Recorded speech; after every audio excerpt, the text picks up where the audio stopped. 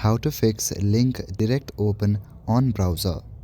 Hello everyone, if you are facing this kind of problem where links are opening directly in your web browser instead of an app like YouTube or Instagram, here's how to fix it.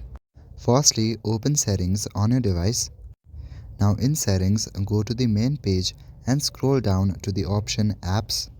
Click on the option apps and you will see all the apps that you have installed in the device. On the top of this page, click on the option Choose Default Apps. If you have set a web browser, then that web browser will open while you click on a link. To fix this, tap on Opening Links at the bottom. Now at the very top of this page, you will see the option Open Links in Apps. Make sure to turn this option on if you want the apps to open. After that, go to the home page and give your device a quick restart.